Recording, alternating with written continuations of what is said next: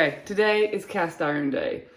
Cast iron pan, they can be awesome. I know some of you are like, no, not the cast iron pan. It's so scary. I don't know how to use it. The only downside about a cast iron pan is it's heavy, but it makes great meals and cookies, which is what we are going to do today. We are going to make a giant chocolate chip cookie in this giant pan.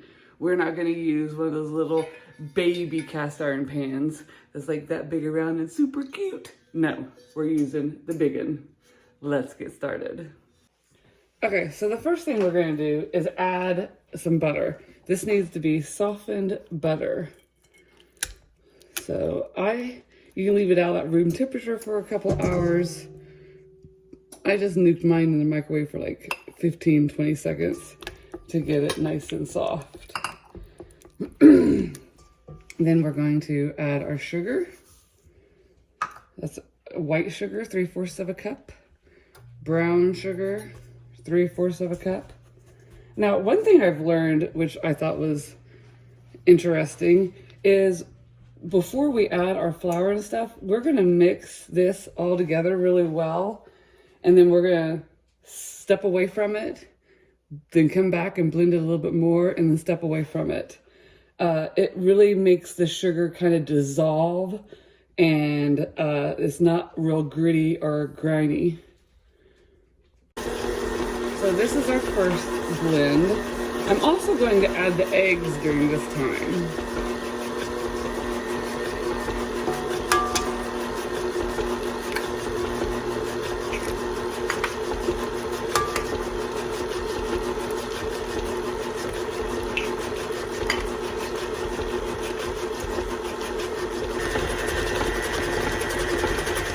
So I've let this blend for the first time. Now I'm just gonna let it sit for about 3 to 4 minutes, and then I'm gonna come back and I'm gonna blend it again.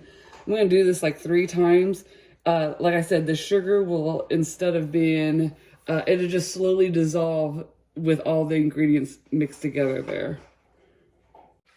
So I've scraped the edges of my bowl and my paddle, scraped that down a little bit. Now this is spin number 2.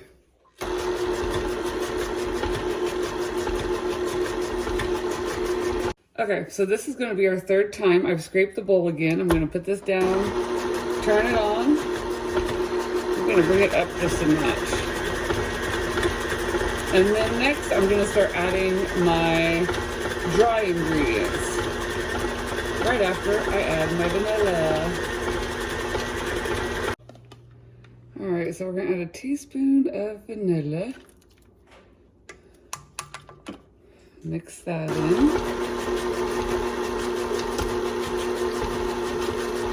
You can tell how it looks different than in the very beginning. It's like it's all well combined. All right, now I'm gonna add 2 1/4 flour. Going to add a teaspoon of salt and a teaspoon of baking soda. And now I will blend all that up.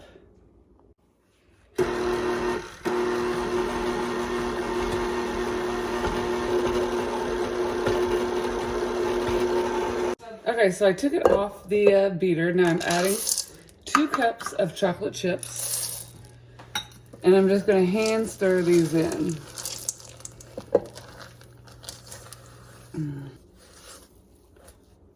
All right, so now we are going to we are only going to put half of the cookie dough in the bottom of the pan.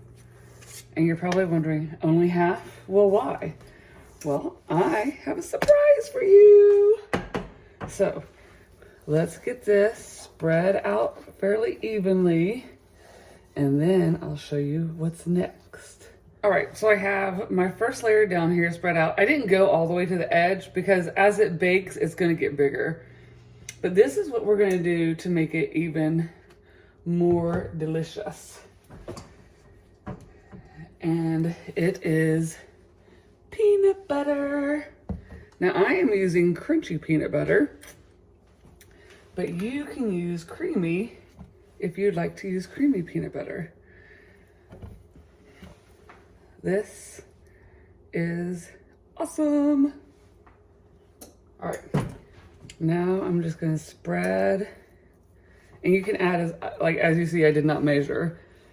So add as much or as little as you'd like.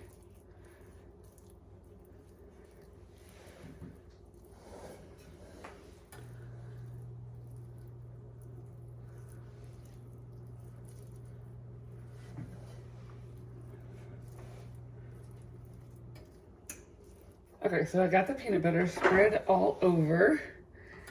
Now, the rest of my cookie dough will go right on top of this. And I will spread it out. So I've almost got it all the way spread out. I'm gonna put this in the oven at 350. I'm gonna set the timer for 20 minutes. And I'm gonna check it at 20 minutes and see if it needs more time or if it's good. All right, let's put her in the oven. I have it on the middle rack, not too high on the top, just kind of in the middle lower part, and the baking begins. Okay, so my 20-minute timer just went off. Okay, the corn dogs are for lunch, but you see it still needs a lot more time. I'm gonna add 10 minutes. Okay, so I added an extra 10 minutes because it was not close to being done, but I think I'm gonna leave it just for a couple more minutes and then get it out. All right, I just pulled this out of the oven. Ended up probably about 35 minutes in the oven. So we're gonna let this cool, and then I will cut a piece of it to let you check it out. All right, so I've let the cookie cool for just a little bit, and we are going to cut a little piece out.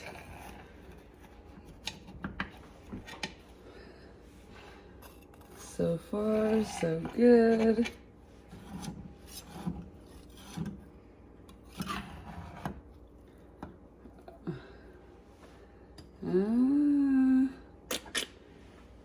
Not too bad.